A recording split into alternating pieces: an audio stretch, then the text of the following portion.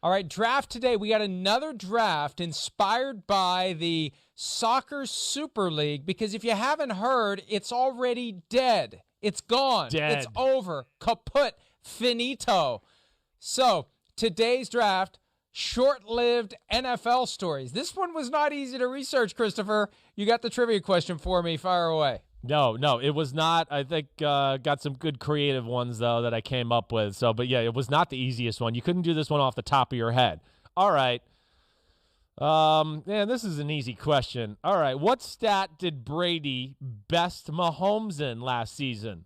Passing yards, passing TDs, or QB rating? No, it'd be QB rating. I think rating? that's Wow. Passing wow. TDs. He had more passing. Wow. He was the only, Brady and Rodgers were the only ones to get to 40 or above, I believe, right? Oh, and Russell Wilson got to 42. Okay. Maybe it wasn't that easy. All right, you got the first pick. The first pick. Go. Okay. I think when I think of short-lived stories that I was excited for, that fizzled out, but still fizzled out in kind of a fun way, just like, this Super League or whatever. How about Antonio Brown to the Raiders? Okay? Talk about a short-lived story with a lot of action in a short time. Oh, gosh.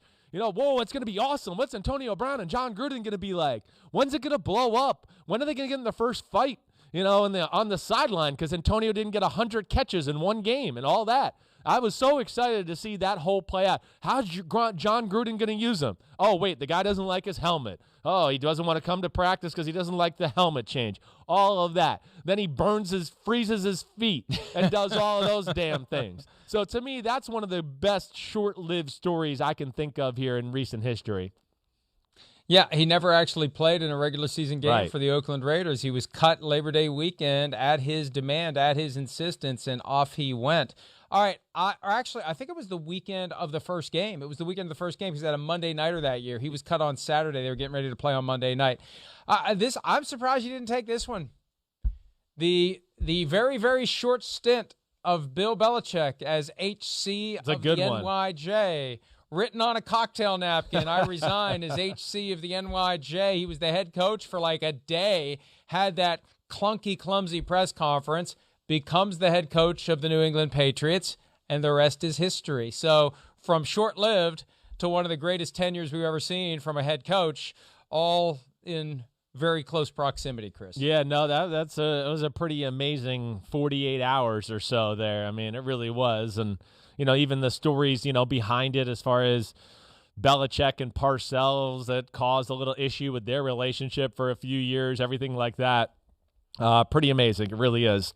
Okay, my next one, I think I'm going to have to go with Elway to the Colts, all right? That's like one of the short-lived ones that will always jump out to me there. Of course, they pick him number one. He's told everybody he doesn't want to really play there, do that. You're going, wait, what's going to happen? This guy's great career. He goes and says, hey, the hell with it. I'm going to go play third base for the Yankees, does all that kind of crap, and eventually – it gets sorted out to where they trade him to Denver. But I guess why it's such a great short-lived story too is, at that was I don't know, to my knowledge, nobody did that. He was the first one to really do that, right? To kind of go like, I'm not playing for a team.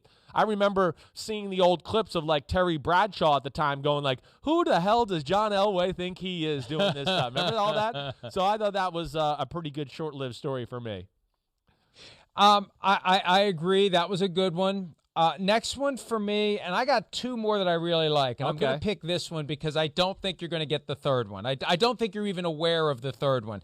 The second one is Bill Parcells as head coach of the Tampa Bay Buccaneers because that's where he was going. That's what he was doing. Right. Mike Tannenbaum actually took the job as the GM of the Tampa Bay Buccaneers. He was ready to go, and then it's time to walk to the altar, and Parcells says, nah, I'm good. See you later, Tampa Bay Buccaneers. So I still remember that one vividly, and that was the first domino that ultimately resulted in John Gruden getting that job in 2002. Yeah, that's right. I had totally forgot about that little chain of events there, and that'd have been interesting. Just think, Parcells could have been your first head coach. It'd been amazing. Wouldn't that have been perfect? That would have been crazy. That'd have been crazy. My dad always said he thought his first name began with an F with Bill Parcells. I probably would have had the same one. So that's a pretty good. All right, I'm going a fun one here. Short-lived NFL stories.